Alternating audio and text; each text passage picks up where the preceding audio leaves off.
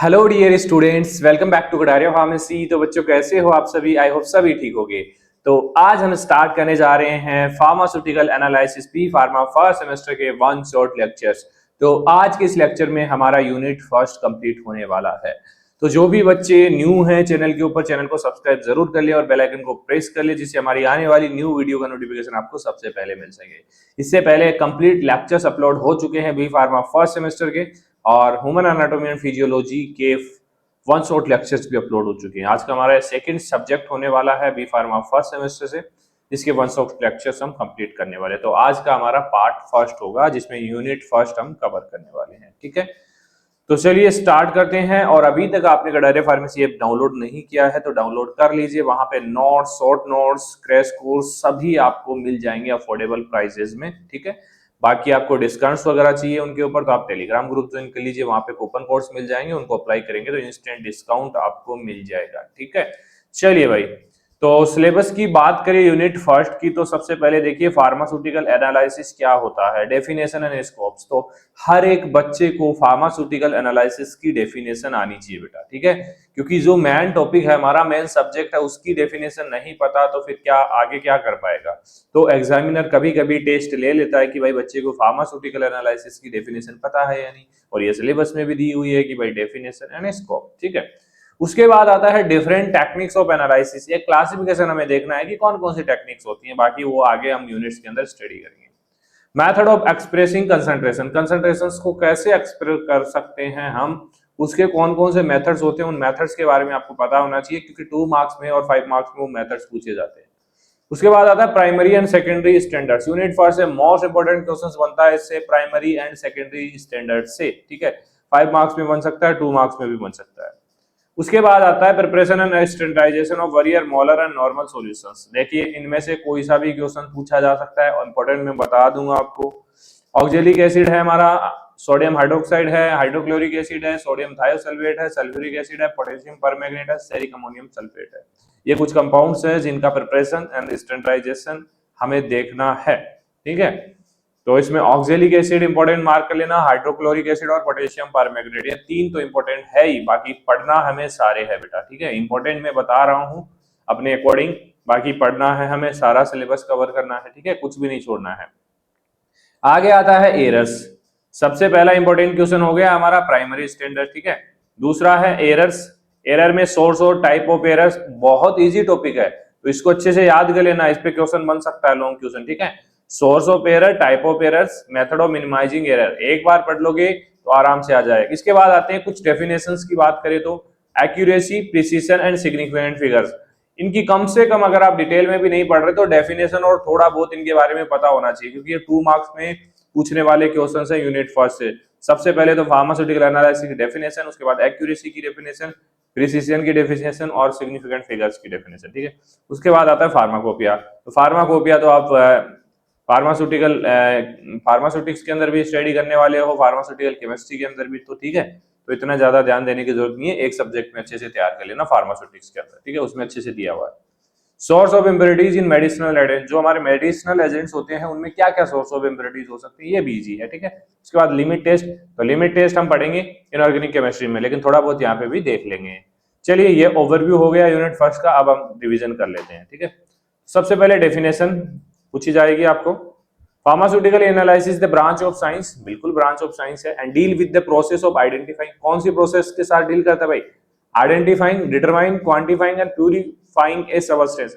कोई भी सबस्टेंस है, फार्मास्यूटिकल सबस्टेंस है जिसको हम मेडिसिन बनाने में यूज कर रहे हैं या फिर किसी भी चीज के लिए यूज में कर रहे हैं, तो उसको आइडेंटिफाई करना, उसको डिटरमाइन करना, उसकी क्वांटिटी को चेक करना और वो प्योर है या नहीं उसको चेक करना, ये सारे काम किसके अंदर होते हैं, फार्मास्यूटिकल एनालिसिस के अंदर होते हैं। ठीक है, and studying is structure and composition, और उसकी स्ट्रक्चर कैसी है, उसका कंपोजिशन कैसा है, उसकी स्टडी भी हम फार्मास्यूटिकल एनालिसिस के अंदर करते हैं। नाम ही एनालिसिस है भाई, एनालाइज करना है किसी भी चीज को। तो हमारा जो प्रोडक्ट है, फार्मास्यूटिकल प्रोडक्ट है, उसको कंप्लीटली एनालाइज करना है कि भाई कैसी क्वालिटी है, उसकी कैसी क्वांटिटी है, कैसी प्योरिटी है ना, कैसी स्ट्रक्चर है, कैसा कंपोजिशन है, वो सारा काम आता है फार्मास्यूटिकल एनालिसिस के अंदर। तो यही इसकी डेफिनेशन में आएगा।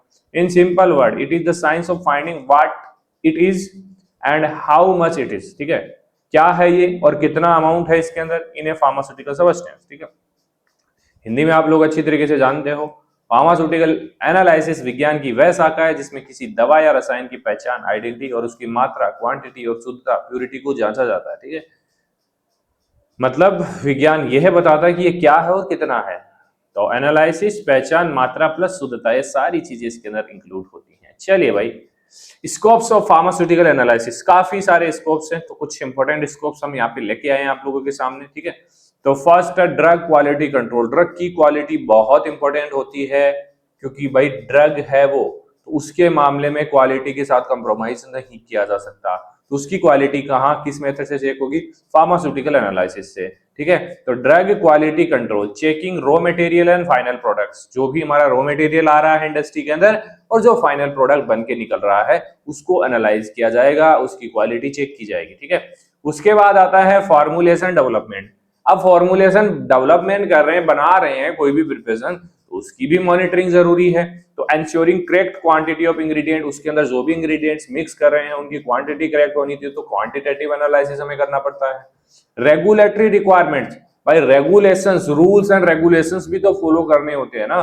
तो रूल्स एंड रेगुलेशन कैसे फॉलो किए जाएंगे? जब उसकी कोई क्वालिटी क्वांटिटी हम पता करेंगे तभी तो वो रूल रेगुलेशन के अकॉर्डिंग रह पाएगी ना।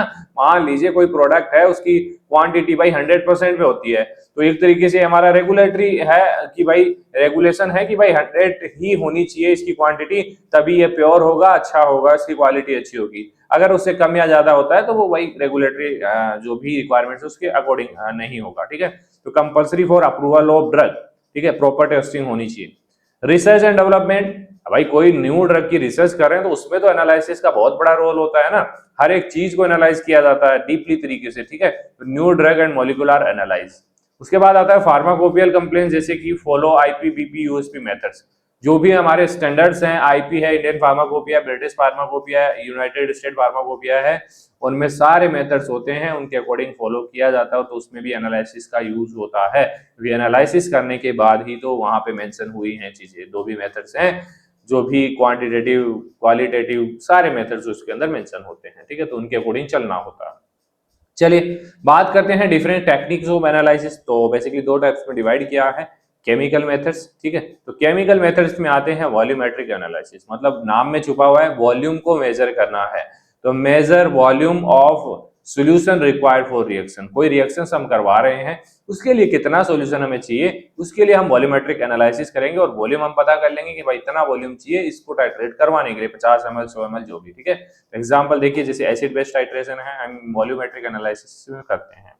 उसके बाद आता है ग्रेविमेट्रिक एनालिसिस। तो इसमें क्या करते हैं, measuring mass of A precipitate. पहले कोई भी हमारा जो प्रोडक्ट है उसको जिसको चेक करना है उसको प्रेसिपिटेट किया जाता है उसका। ठीक है, प्रेसिपिटेट बनाया जाता है, प्रेसिपिटेट बना के उस प्रेसिपिटेट का वेट किया जाता है। तो उस तरीके से ग्रेविमेट्रिक एनालिसिस किया जाता है, ये हमारे सिलेबस में दिया हुआ है, अच्छे से हम इसको पढ़ने वाले हैं। ठीक है, एग्जांपल्स की बात करें तो sulphate estimation as barium sulphate. ठीक है, तो सल्फेट का एस्टिमेशन किसमें से किया जाता है, जैसे कि एज यूज करके बेरियम सल्फेट का। ठीक है, ट्रिक की बात करें तो volume volumetric, weight gravimetric, easily याद रह जाएगा, ये क्लासिफिकेशन आपको याद करना है। उसके बाद आता है इंस्ट्रूमेंटल मेथड्स, मतलब यहाँ पे इंस्ट्रूमेंट्स का यूज किया जाएगा बेटा। सबसे पहला आता है स्पेक्ट्रोस्कोपी, जिसके अंदर आप अच्छी तरीके से जानते हैं, use light to measure concentrations, UV light, basically UV visible lights use होती हैं। तो एग्जांपल्स की बात करें तो UV visible spectroscopy for drug से यूज किया जाता है बहुत ज्यादा। क्रोमेटोग्राफी, तो ये सेपरेशन टेक्निक्स हैं, मतलब कोई मिक्सचर है, 4-5 कंपोनेंट्स मिले हुए हैं, तो उन सभी को अलग अलग हमें करना है ना। तो हम क्रोमेटोग्राफी का यूज करेंगे, सेपरेट कंपोनेंट्स। ठीक है, एग्जांपल्स है इसमें, हाई प्यूरिटी के लिए high performance liquid chromatography for purity check. इसके अलावा काफी आती है, गैस क्रोमेटोग्राफी आता है, लिक्विड क्रोमेटोग्राफी आता है। ठीक है, HPTLC आता है, high performance thin layer chromatography आता है। तो ये डिफरेंट डिफरेंट टाइप्स हैं, जब आएंगे तब इनको हम स्टडी कर लेंगे आराम से। ठीक है, तो इलेक्ट्रोकेमिकल मेथड्स की बात करें तो इसमें आता है measure current. Current different different cells का यूज करके, hydrogen cells, platinum electrodes cells और इलेक्ट्रोड्स यूज करके हमें करंट मेजर करना होता है, वोल्टेज मेजर करना होता है, कंडक्टिविटी मेजर करनी होती है। ठीक है, तो ये इलेक्ट्रोकेमिकल मेथड के अंदर आएंगे। ठीक है, जैसे पोटेंशियोमेट्री है, पोलेरोग्राफी है, ये हमारे इसी सिलेबस के अंदर हमें पढ़ने को मिलेंगे। बाकी क्रोमेटोग्राफी, स्पेक्ट्रोस्कोपी हम जो हमारा फार्मास्यूटिकल एनालिसिस सेकंड आएगा, instrumental methods of analysis B pharma 7 semester के अंदर, तो वहां पे स्टडी करेंगे। तो जो हमारे सिलेबस में इस बार दिए हुए हैं उन सभी को हम कवर करेंगे। चलिए, तो कुछ methods for expressing concentration. Concentration को 3 तरीके से एक्सप्रेस किया जा सकता है। मान लीजिए कोई भी कंसंट्रेशन है, 100 है, 20 है, तो उसको एक्सप्रेशन मतलब इसकी यूनिट क्या लगाएंगे, बाय वेट है या वेट बाय वॉल्यूम है, तो इस चीज से हमें पता लगाना है इसको कैसे एक्सप्रेस करना है, कैसे बताना है कौन से सॉल्यूशंस को। तो देखिए W का मतलब है वेट, ठीक है, याद रखना ये W का मतलब है वेट, V का मतलब है वॉल्यूम। तो वॉल्यूम और वेट से आप इतना तो समझ गए कि वेट बेसिकली ग्राम के अंदर आता है, ठीक है, ग्राम के अंदर आता है, और वॉल्यूम बेसिकली लीटर या ml के अंदर आता है, ठीक है। तो वेट हमारा ग्राम या फिर केजी के अंदर आएगा, वॉल्यूम हमारा लीटर और ml के अंदर आएगा, ठीक है। अब आपको समझ में आ जाएगा। तो 3 तरीके से हमने यहाँ पे इसको डिवाइड किया गया। एक तो weight by weight. Weight by weight का मतलब ये है बेटा कि सॉल्यूशन भी हमारा ग्राम में होगा, और जो हमारा सोल्यूट है, जो सॉल्यूशन के अंदर हम मिला रहे हैं, वो भी ग्राम में होगा। जहां W दिखे तो मतलब समझ जाना gram of solute in 100 gram of solutions, ठीक है। मतलब कि इसका मतलब ये है अगर W लगा हुआ है किसी भी सॉल्यूशन के साथ, तो मतलब ये समझ जाना कि ग्राम ऑफ सोल्यूट मिक्स है ग्राम ऑफ सॉल्यूशंस के अंदर, ठीक है। अगर ये होता WV, तो इसका मतलब है कि भाई ग्राम ऑफ सोल्यूट, सोल्यूट तो ग्राम के अंदर है, लेकिन जो हमारा सॉल्यूशन है वो वॉल्यूम है उसका लीटर में है, ml में है, तो ये समझ जाना भाई यहाँ पे WV होगा हमारा, ठीक है। इसके बाद है WV मतलब वेट बाय वॉल्यूम। इसके बाद अगर दोनों ही वॉल्यूम बाय वॉल्यूम हो, मतलब दोनों ही हमारा सोल्यूट और सॉल्वेंट दोनों ही ml या लीटर में होंगे, तो ml of solute in 100 ml of solutions. तो इस तरीके से आपको याद रखना है, बाकी आपको नोट्स में मिल जाएगा। एग्जांपल्स की बात करें, जैसे 5% वेट बाय वॉल्यूम ग्लूकोज है, तो यहाँ पे वेट कितना हुआ, वेट तो ग्राम में है, मतलब सोल्यूट तो हमारा ग्राम में है और सोल्यूशन हमारा किसमें है, ml में है, लीटर में है, ठीक है। तो 5 ग्राम ग्लूकोज 100 ml सॉल्यूशन के अंदर मिक्स हुआ है। ये एग्जांपल से आपको समझ में आया होगा। आगे आता है मोलरिटी। देखिए मोलरिटी, मोलरिटी ये दोनों ही आपको याद रखना है 5 मार्क्स और 2 मार्क्स के लिए, ठीक है। 5 मार्क्स में आपसे पूछा जाएगा तो दोनों को कंबाइन करके भी पूछा जा सकता है, या फिर 1 मार्क्स में आपको मोलरिटी के बारे में या फिर मोलरिटी के बारे में पूछा जा सकता है। तो मोलरिटी क्या होता है, number of mole of solute, जो भी सोल्यूट हम सॉल्यूशन के अंदर मिला रहे हैं उसका कितना मोल हम मिला रहे हैं, है ना। तो number of mole of solute in 1 litre of solution, यहाँ पे 1 लीटर सॉल्यूशन है, इसके अंदर हम कितना मोल मिला रहे हैं ऑफ जो भी सोल्यूट है हमारा, कोई भी प्रोडक्ट हो सकता है। तो इसका फॉर्मूला आपको याद रख लेना है, molarity is equal to mole of solute, है ना, मोल ऑफ सोल्यूट। इसके बाद आता है अपॉन वॉल्यूम ऑफ सॉल्यूशंस, ठीक है, क्योंकि मोल ऑफ सोल्यूट और वॉल्यूम ऑफ सॉल्यूशन को डिवाइड करेंगे तो यहाँ पे हमारा आ जाएगा मोलरिटी। एग्जांपल्स की बात करें, 1 मोलर NaCl है, ठीक है भाई, 1 मोल है इसका, और 58 ग्राम NaCl डिसोल्व इन 1 लीटर। तो 1 मोलर मतलब कि इसका मॉलिक्यूलर वेट हम निकालेंगे, मोल ऑफ सोल्यूट निकालेंगे, तो NaCl का मॉलिक्यूलर वेट जो है मोल ऑफ सोल्यूट है वो हमारा 50 आएगा, ठीक है, और इसको 1 लीटर सॉल्यूशन में डिसोल्व करेंगे। इस तरीके से इसका मोलरिटी निकाल सकते हैं।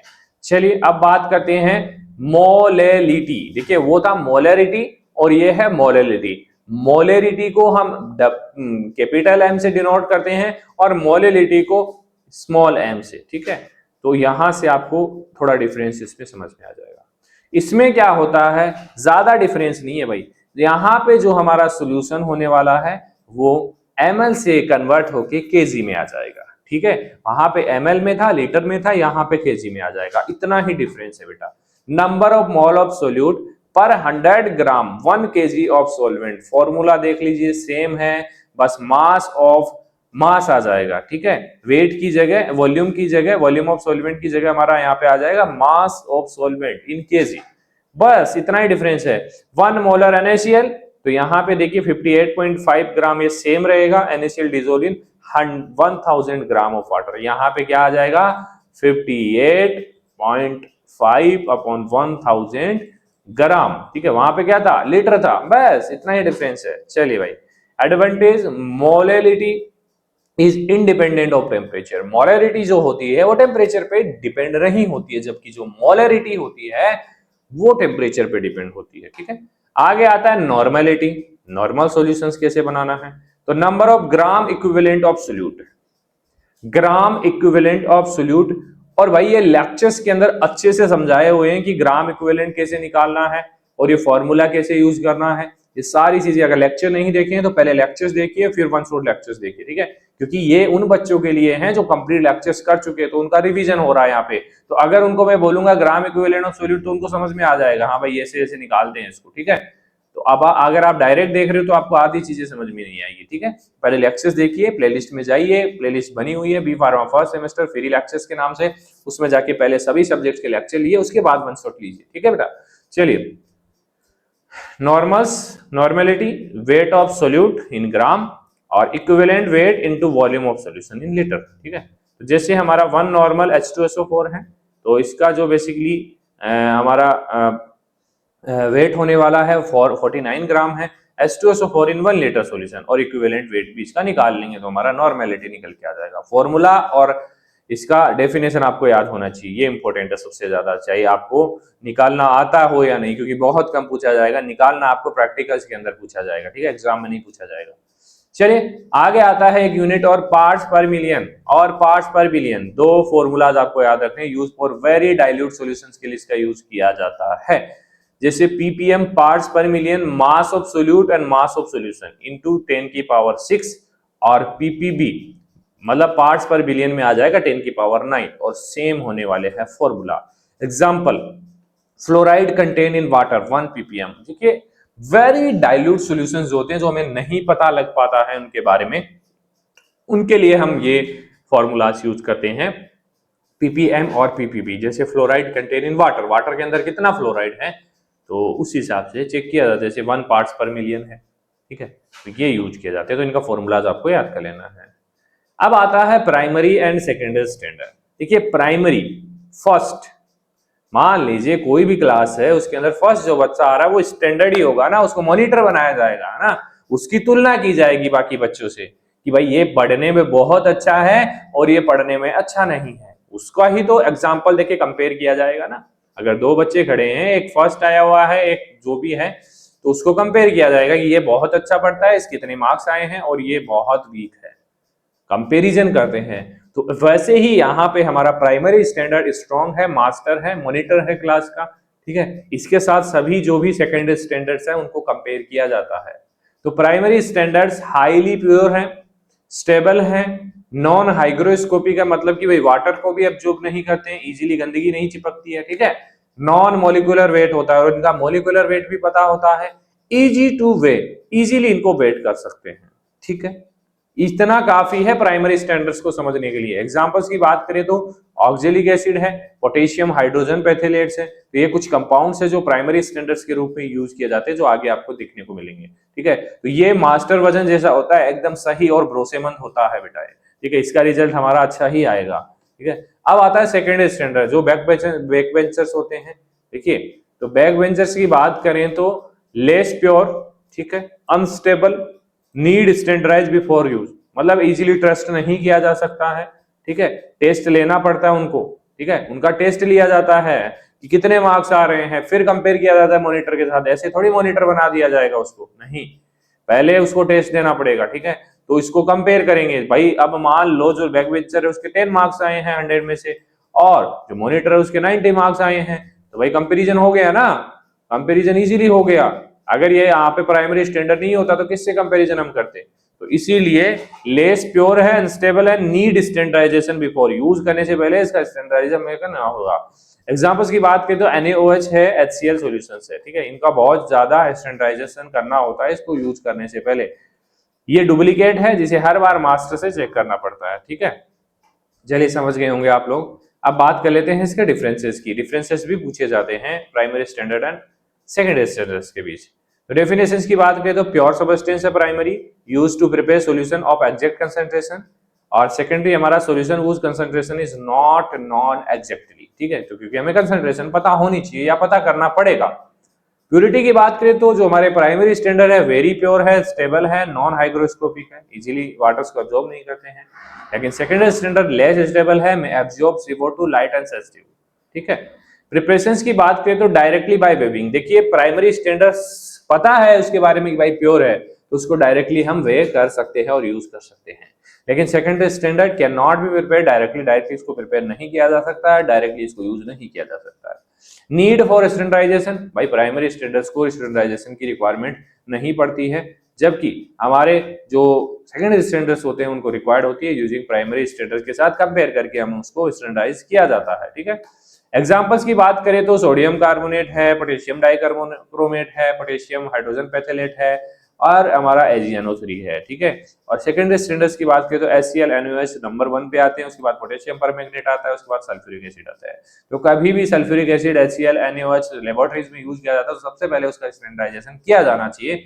हम देखिए हम प्रैक्टिकल्स करते हैं, बच्चे प्रैक्टिकल करते हैं तो नहीं पता नहीं होता इतना इनको, तो करते नहीं है, वो प्रैक्टिकल कर देते हैं, रिजल्ट जैसा भी आता है, तो इसीलिए तो रिजल्ट में एरर आता है। अगर यही चीज हम कोई मेडिसिन बना रहे थे, अगर वहां पे ये चीजें यूज कर रहे होते हैं, कोई रिएक्शन करवा रहे हैं, तो वहां पे उसको स्टैंडर्डाइज करना बहुत जरूरी होता है। ठीक है। यूजेस की बात करें तो primary standard to prepare accurate standard solution, दूसरे स्टैंडर्ड्स बनाने के लिए। ठीक है।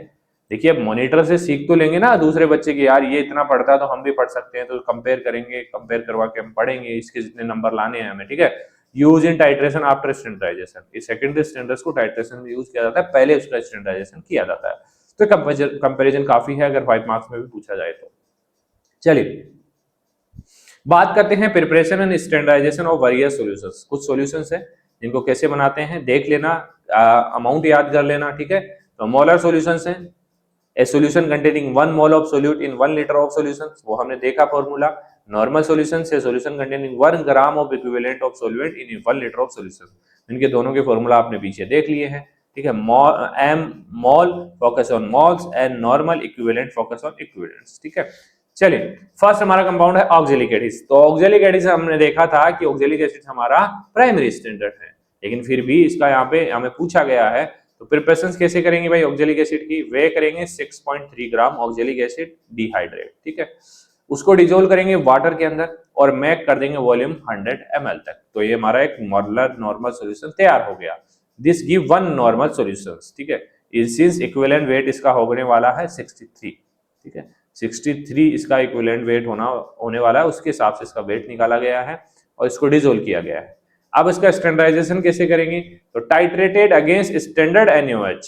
स्टैंडर्ड NaOH, देखिए NaOH हमारा सेकेंडरी स्टैंडर्ड है, लेकिन इसको स्टैंडर्डाइज करने के बाद ये यूज कर सकते हैं टाइट्रेशन में, तो स्टैंडर्ड NaOH यूज करेंगे using phenolphthalein as indicator, phenolphthalein indicator use किया जाएगा। और रिएक्शन यहाँ पे होगी हमारी, ऑक्जेलिक एसिड रिएक्ट करेगा सोडियम हाइड्रोक्साइड के साथ और सोडियम ऑक्जेलेट बनाएगा। ठीक है। तो ऑक्जेलिक एसिड परफेक्ट स्टूडेंट है, it can act as both primary standard and to standardize base, मतलब इसको स्टैंडर्डाइजेशन बेस के रूप में भी यूज करते हैं और एक प्राइमरी स्टैंडर्ड भी होता है। ठीक है। तो इसका आपको याद कर लेना है। आगे आता है सोडियम हाइड्रोक्साइड। तो सोडियम हाइड्रोक्साइड हमारा सेकेंडरी स्टैंडर्ड है, तो इसको तो स्टैंडर्डाइज करना बहुत जरूरी है। प्रिपरेशंस की बात करें तो dissolve about 4 gram of NaOH in 100 ml water.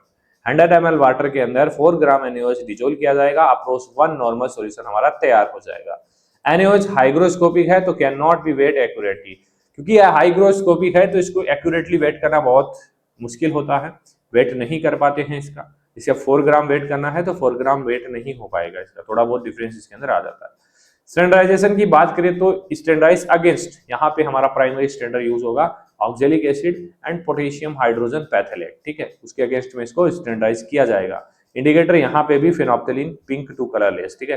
पहले पिंक कलर होगा, उसके बाद जैसे ही टाइट्रेशन हमारी कंप्लीट होगी कलरलेस पे कन्वर्ट हो जाएगा सॉल्यूशन, मतलब हमारा सोडियम हाइड्रोक्साइड स्टैंडर्डाइज हो चुका है। तो NaOH हंग्री स्पंज है, absorb CO2 and H2O from air, always standardize before use, हमेशा इसको स्टैंडर्डाइज करना पड़ता है। नेक्स्ट है हाइड्रोक्लोरिक एसिड। तो हाइड्रोक्लोरिक एसिड भी हमारा सेकेंडरी स्टैंडर्ड है, इसको भी स्टैंडर्डाइज करना बहुत जरूरी है। Dilute 8.3 ml concentrated HCl to 100 ml give approx 1 normal solution हमारा बन जाएगा। देखिए ये सॉल्यूशंस आपको बनवाए जाएंगे जब आप प्रैक्टिकल्स करोगे, लेबोरेटरीज में जाओगे। ठीक है। तभी आपको समझ में आएंगे, यहाँ पे थ्योरी याद कर सकते हो। ठीक है। स्टैंडर्डाइजेशन की बात करें तो standardization against sodium carbonate primary standard है और इंडिकेटर यहाँ पे यूज होगा methyl orange, yellow to orange, पहले येलो कलर होगा उसके बाद ऑरेंज कलर में चेंज हो जाएगा, मतलब हमारी रिएक्शन कंप्लीट हो गई है। रिएक्शंस की बात करें तो 2HCl प्लस सोडियम कार्बोनेट के साथ रिएक्ट करके सोडियम क्लोराइड बनेगा, और CO2 गैस निकलेगा। अब देखिए HCl gas in water, water के अंदर डालते ही HCl क्या करता है, गैस लिबरेट करता है, वॉलेटाइल होता है, तो नेवर डायरेक्टली वेट, इसको डायरेक्टली वेट नहीं करना है, ऑलवेज स्टैंडर्डाइज, पहले स्टैंडर्डाइज करेंगे, इसका गैस वगैरह जो भी है निकल जाएगा, उसके बाद वेट करेंगे तो इसका परफेक्ट वेट हमें मिलने वाला है। ठीक है, चलिए आता है अब सोडियम थायोसल्फेट Na2H2O3, ठीक है 5H2O। फिर प्रेजेंस की बात करेंगे तो dissolve 24.8 gram in water and make 100 ml solutions, ठीक है 0.1 नॉर्मल सॉल्यूशन हमें मिलने वाला है। स्टैंडर्डाइजेशन की बात करें तो standardize against potassium dichromate, potassium dichromate pink colour का होता है, आप लोगों ने देखा होगा, ठीक है सॉरी हाँ, पोटेशियम डाइक्रोमेट और आयोडीन के साथ रिएक्शन होगी, तो यहाँ पे आयोडीन के साथ रिएक्शन होगी, तो reaction involve iodimetry, potassium dichromate के साथ भी कर सकते हैं। तो यहाँ पे पोटेशियम जो बेसिकली थायोसल्फेट है हमारा, वो रिएक्ट करेगा आयोडाइड के साथ और क्या बनाएगा यहाँ पे, टेट्राथायोनेट, टेट्राथायोनेट बनाएगा और आयोडीन यहाँ से निकल जाएगा। तो स्टार्च इसमें इंडिकेटर के रूप में यूज होगा, जो ब्लू, पहले ब्लू कलर था जो हमारा आयोडीन यूज करे, उसके बाद वो कलरलेस हो जाएगा। ठीक है, इंडिकेटर्स भी आपको याद होने चाहिए। ठीक, थिंक थायो आयोडीन लवर होता है, तो आयोडीन के साथ रिएक्ट करके always standardise bye iodimetry, iodimetry का सबसे ज्यादा इसके अंदर यूज होता है। नेक्स्ट है सल्फ्यूरिक एसिड, सल्फ्यूरिक एसिड भी भाई बहुत अच्छे तरीके से स्टैंडर्डाइज करना चाहिए इसको। फिर प्रेजेंस की बात करें तो कंसंट्रेटेड H2SO4 इज 36 नॉर्मल होता है, तो इसको 1 नॉर्मल बनाने के लिए take 2.8 ml concentrated H2SO4। Concentrated का मतलब यही है कि प्योर H2SO4 है, ठीक है, और डाइल्यूट अगर लगा हुआ है तो मतलब उसके अंदर वाटर मिक्स है, तो डाइल्यूटेड 200 ml विथ वाटर, अगर वाटर 100 ml डाल दिए तो वो डाइल्यूट हो गया और 1 नॉर्मल हमारा H2SO4 हमें मिल गया। Add always add acid to water, never water to add. देखिए एक चीज हमेशा याद रखना बेटा, जब भी आप लेबोरेटरीज में अगर HCl का यूज कर रहे हो, H2SO4 का यूज कर रहे हो, तो पहले वाटर मतलब कि always add acid to water, मतलब बीकर के अंदर पहले वाटर होना चाहिए, उसके बाद उसके अंदर एसिड डालना है, ना कि पहले एसिड डाल के ऊपर से वाटर डालोगे, नहीं तो वो उछल जाएगा, हाथों पर अगर लग जाएगा, चेहरे पे लग जाएगा, तो उससे आप जल सकते हैं। ठीक है, तो never water to acid, water acid के अंदर नहीं डालना है, एसिड टू वाटर, वाटर के अंदर एसिड हमें डालना है। ठीक है, स्टैंडर्डाइजेशन की बात करें तो स्टैंडर्डाइज अगेंस्ट स्टैंडर्ड NaOH, ठीक है, और इंडिकेटर हमारा फिनोप्थलीन यहाँ पे यूज होगा। सल्फ्यूरिक एसिड डबल इंजन है, डाइबेसिक एसिड है, 2 इक्विवेलेंट्स के बनते हैं, तो ये भी याद कर लेना है। नेक्स्ट है पोटेशियम परमैंगनेट, ये होता है पिंक कलर का, और आप लोगों ने 11th-12th के अंदर भी ये प्रैक्टिकल किया होगा। प्रिपरेशंस की बात करें तो डिसॉल्व 3.2 ग्राम KMnO4 इन 200 ml वाटर्स के अंदर, और कीप, इसको 2 दिन तक रखा जाएगा, उसके बाद इसको फिल्टर किया जाएगा और डाइल्यूट टू 1 लीटर वाटर के अंदर इसको डाइल्यूट किया जाएगा, तो हमारा बन जाएगा 0.1 नॉर्मल सॉल्यूशंस। ये यूज है टाइट्रेशंस के लिए, स्टैंडर्डाइजेशन के लिए, not primary standard because it decompose, ये डिकम्पोज हो जाता है तो ये प्राइमरी स्टैंडर्ड नहीं है, इसका सेकेंडरी स्टैंडर्ड है। स्टैंडर्डाइजेशन की बात करें तो standardize against oxalic acid and sodium oxalate, ठीक है, इसके अगेंस्ट में इनको स्टैंडर्डाइज किया जाएगा। Reaction in acidic medium, magnesium oxide, dichromate, और रिएक्ट करके क्या बनाएंगे, मैग्नीशियम आयन निकल जाएगा, CO2 निकल जाएगा, H2 निकल जाएगा, सेल्फ इंडिकेटर की तरह काम करता है।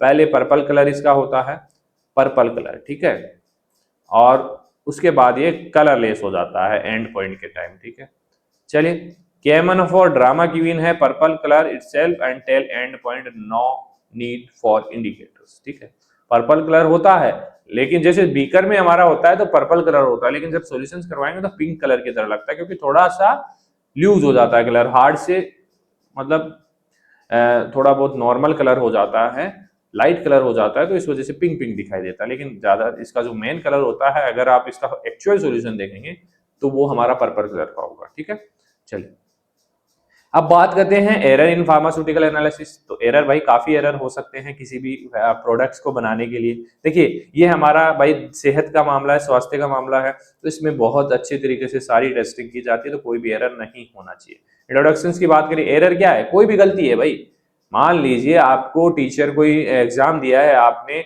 आपके आ रहे 90 मार्क्स और टीचर ने दे दिए 85 मार्क्स, तो 5 मार्क्स का एरर हो गया ना, गड़बड़ आ गई है बीच में, ठीक है, जैसे घपला करते हैं ना बच्चे, बच्चे को 10 रुपए 20 रुपए दिए सामान लाने के लिए और बच्चे से पूछा कि ये कितने का सामान लाए, तो आपने बोला 8 रुपए का, तो फिर आपने 2 रुपए कहाँ गए, तो 2 रुपए का घपला कर दिया ना आप लोगों ने, तो वो है एरर। ठीक है, उस तरीके से error the difference between the observe measure value and the true value, जो ऑब्जर्व वैल्यू है और ट्रू वैल्यू कितना है, वास्तविक मान और जो मापा गया मान है उसके बीच के अंतर को हम एरर बोलते हैं। ठीक है, तो एरर एग्जाम मार्क्स डिफरेंस, जैसे कि real marks are 90 but evaluator write 85, difference error 5 marks का एरर यहाँ पे आ गया है। ठीक है, इसको हम बोलते हैं एरर। किस किस टाइप्स के हो सकते हैं, सोर्स ऑफ एरर क्या है, सबसे पहला पर्सनल, जो भी पर्सन्स है काम कर रहे हैं उनकी वजह से एरर हो सकता है, due to human limitations. Parallax error in burette reading, burette से टाइट्रेशन हम करवाते हैं तो ब्यूरेट की रीडिंग भाई 50 आ रहा है, आपने 45 देख लिया है, 59 देख लिया, आपको दिखाई नहीं दिया प्रॉपर, तो ये पर्सनल एरर हो सकता है। और भी काफी हो सकते हैं। इंस्ट्रूमेंटल एरर हो सकता है कि भाई अगर इंस्ट्रूमेंट हमारा प्रॉपरली अनकैलिब्रेटेड है, कैलिब्रेटेड नहीं है, प्रॉपर तरीके से काम नहीं कर रहा है, तो वो भी रिजल्ट खराब दे सकता है, due to imperfect instrument, uncalibrated balance. इसके बाद ऑपरेशनल एरर, कोई ऑपरेशनल एरर भी हो सकता है ड्यू टू इम्प्रॉपर टेक्निक, कोई टेक्निक जो यूज करनी है भाई इस तरीके से यूज करनी है, हम इस तरीके से यूज कर रहे हैं, उल्टा काम कर रहे हैं, तो फिर हो सकता है टाइट्रेंट को ऊपर डाल दिया, टाइट्रेंट नीचे डाल दिया, तो इस तरीके से हो सकता है। ये कभी कभी होता है बच्चों के साथ, हमारे साथ भी होता था। इम्प्रॉपर वॉशिंग ऑफ ब्यूरेट, और यार ब्यूरेट हम यूज करें पहले से ही गंदा पड़ा है, ब्यूरेट पहले से कोई और सॉल्यूशन उसके अंदर यूज किया हुआ है, उसको वॉश नहीं किया गया है, वो भी एक एरर हो सकता है। एग्जाम्पल्स की इसके अलावा environmental error due to temperature, temperature क्या है, प्रेशर क्या है, ह्यूमिडिटी क्या है, डस्ट कैसी है, जहां पे हम प्रैक्टिकल्स कर रहे हैं, तो ये भी एक एरर हो सकता है। Examples, if you check weight with a bathroom scale that is not calibrated, instrumental error आएगा, मतलब ऐसा स्केल जो कैलिब्रेटेड नहीं है, उसको कैलिब्रेट नहीं किया गया है, अगर उसे वेट चेक किया जाएगा तो यहाँ पे इंस्ट्रूमेंटल एरर आएगा बेसिकली। ठीक है, चलिए टाइप्स ऑफ एरर की बात करें तो 3 टाइप्स के एरर होते हैं हमारे, सिस्टमिक एरर, रैंडम एरर और ग्रॉस एरर। सिस्टमिक एरर क्या होते हैं, error that occur regularly in same direction, एक ही डायरेक्शन में एक ही रिजल्ट बार बार आ रहा है, एक ही त्रुटि बार बार आ रही है, एक ही एरर बार बार आ रहा है, आइदर ऑलवेज पॉजिटिव और ऑलवेज नेगेटिव। ठीक है, ऐसी त्रुटियां जो नियमित रूप से एक ही दिशा में हो रही हैं उनको हम सिस्टमिक एरर बोलेंगे। इसके बाद random error, error that occur irregularly without any fix pattern, मतलब कभी 50 आ रहा है, उसके बाद 45 आ गया, फिर 55 आ गया, ये एक रैंडम एरर है, उस इरेगुलरली चेंज हो रहा है विदाउट एनी फिक्स पैटर्न। ठीक है, ऐसी त्रुटियां जो अनियमित और अप्रत्याशित होती हैं। उसके बाद ग्रोस एरर, मतलब कि ब्लंडर और मिस्टेक ड्यू टू क्लियरनेस। ठीक है, लापरवाही या बड़ी गलती होने की, कोई भी बड़ी गलती हो सकती है कि कोई अदर केमिकल यूज कर लिया हो, अदर इंडिकेटर यूज कर लिया हो, कुछ भी हो सकता है। ठीक है, ये कुछ टाइप्स ऑफ एरर है। एग्जाम्पल्स की बात करें तो सिस्टमिक एरर मतलब वेइंग बैलेंस ऑलवेज शो 0.01 ग्राम मोर, कि भाई जो भी वेइंग मशीन आप यूज करें तो उसमें थोड़ा बहुत एरर आता है ना, उसको प्रॉपर कैलिब्रेटेड है तो नहीं आएगा। रैंडम एरर की बात करें तो रीडिंग ब्यूरेट, ब्यूरेट की रीडिंग कर रहे हैं, गिवन स्लाइटली डिफरेंट वैल्यू इस टाइम, हर बार अलग वैल्यू आ रहा है ब्यूरेट का। ठीक है, एक बार 50 आ गया, एक बार 55 आ गया, एक बार 45 आ गया, तो ये तो गलत है ना। Gross error using wrong chemical instead of correct reagent, correct reagent हमें यूज करना, उसकी जगह दूसरा ही केमिकल उठा लाए, दूसरा ही इंडिकेटर उठा लाए। ठीक है, तो systemic same mistake every time, random distro और ग्रॉस सिली मिस्टेक्स। ठीक है, अब तो आप लिख दोगे ना, बाकी नोट्स आप लोगों ने आई होप ले लिए हैं तो आपको सारी चीजें समझ में आ जाएगी। ठीक है, मेथड्स ऑफ मिनिमाइजिंग एरर, कैसे एरर्स को मिनिमाइज कर सकते हैं। सबसे पहले तो भाई जो भी इंस्ट्रूमेंट यूज करें उनको कैलिब्रेट करें, रेगुलर चेकिंग इसकी होनी चाहिए, प्रॉपर ट्रेनिंग एंड हैंडलिंग, जो भी पर्सन काम करें उनकी प्रॉपर हैंडलिंग और ट्रेनिंग होनी चाहिए, reduce personal error, use of standard reference materials का यूज करना है, रिड्यूस सिस्टमिक एरर्स के लिए, कंट्रोल्ड एनवायरनमेंट कंट्रोल होना चाहिए, temperature pressures, repetition of experiment, minimize random error. देखिए हमने जब भी प्रैक्टिकल्स किए हैं, आपने किए हैं तो 3 बार आपने रीडिंग ली होगी, तो उससे हम एवरेज रीडिंग निकाल सकते हैं। ठीक है, उसको मिनिमाइज किया जा सकता है एरर को। एग्जांपल्स की बात करें, like checking your watch time with automatic clock to avoid 5 minute delay. अब देखिए आप, हम अब वॉच का कोई भी टाइम फिक्स करते हैं तो हमारा जो मोबाइल है वो ऑनलाइन चलता है, तो उसमें टाइम फिक्स रहता है, तो उससे हम मैच करते हैं, तो उस हिसाब से यहाँ पे मिनिमाइज किया जाता है एरर्स को। एक्यूरेसी एंड प्रिसिशन क्या होते हैं भाई, एक्यूरेसी क्या होता है, closeness of a measure value to the true value, मतलब कि हमारी ट्रू वैल्यू है 10, ठीक है, ट्रू वैल्यू है 10, स्टैंडर्ड वैल्यू है 12। तो इसके जो भी हम मेजर कर रहे हैं वैल्यू, वो या 9 आ रही है, 11 आ रही है, मतलब 10 के आसपास है, इसको बोलेंगे एक्यूरेसी। कितना पास है उतना ही ज्यादा एक्यूरेट होगा, ठीक है। तो closeness of a measure value to the true value, मापे गए मान का वास्तविक मान से कितना निकट है, उसको बोलेंगे एक्यूरेसी।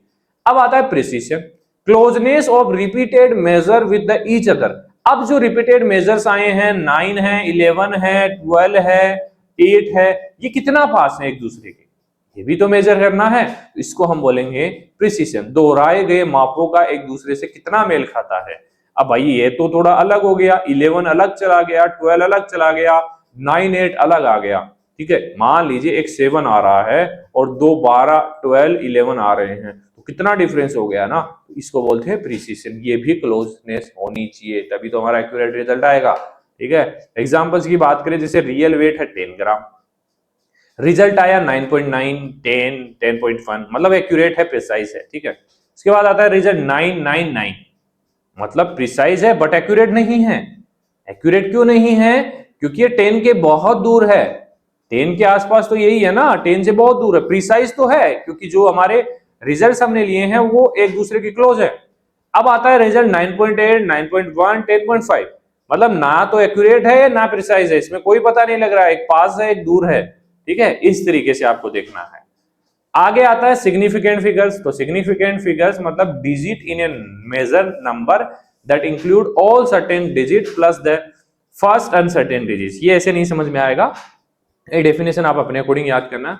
रूल्स जो होते हैं इसके, कैसे हम इसको चेक करते हैं सिग्निफिकेंट फिगर्स को। मान लीजिए हमारा एक फिगर है, ये फिगर है, अब इसको एग्जांपल से समझना।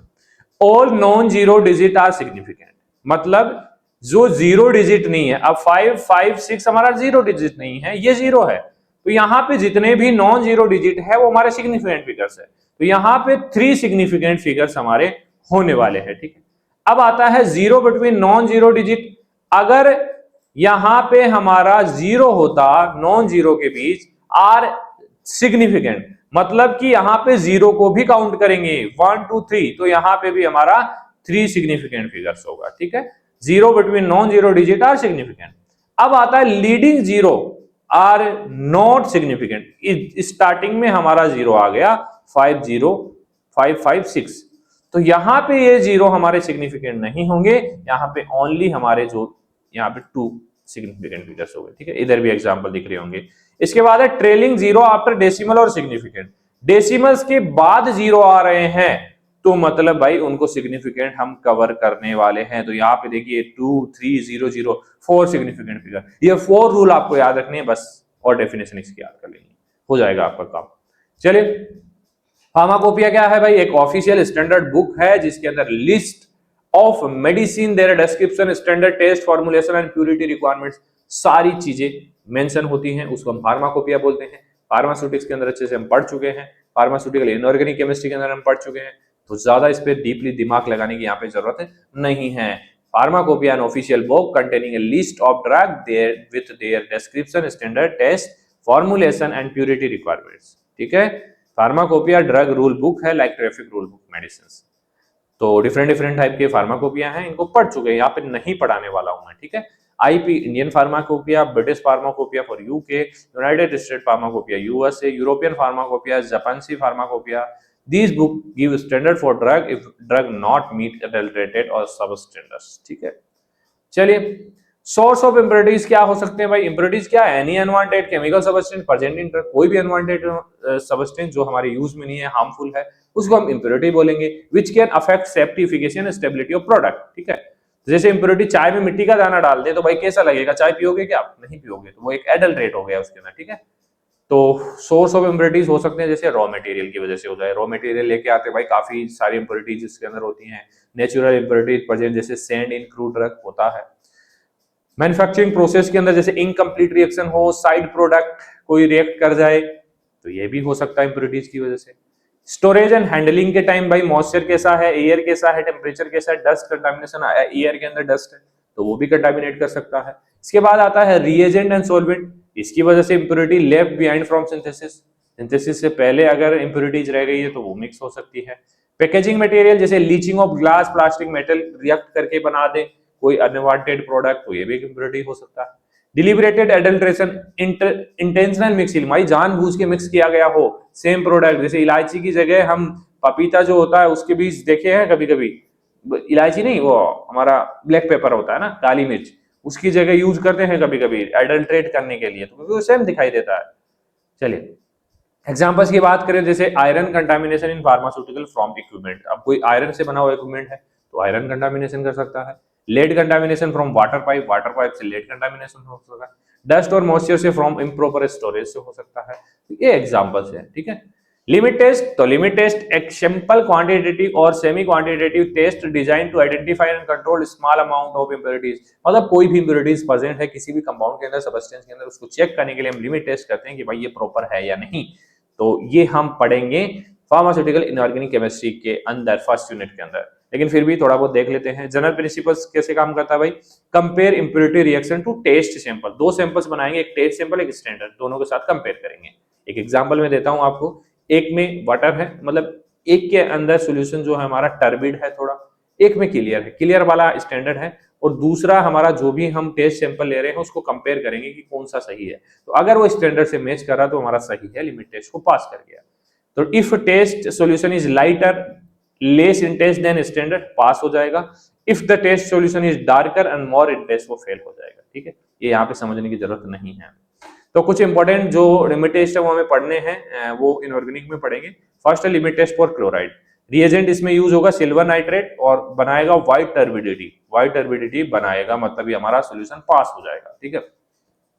प्रिंसिपल्स की बात करें, test turbidity compare with standard. Examples, drinking water must be chloride free beyond limits. आगे आता है लिमिट टेस्ट फॉर सल्फेट, तो इसके अंदर बेरियम क्लोराइड रिएजेंट यूज होता है, व्हाइट टर्बिडिटी ये भी देगा, ठीक है। Sulphate sulphur white smoke like SO2 और टर्बिडिटी दिखेगी इसके अंदर। आगे आता है लिमिट टेस्ट फॉर आयरन, इसमें thioglycolic acid plus ammonia give pink violet colour with ferric ion, ठीक है। तो यहाँ पे भी इसमें थायोग्लाइकोलिक एसिड प्लस अमोनिया का रिएक्शन होगा। Principle colour compared with standard, यहाँ पे भी कंपैरिजन होगा।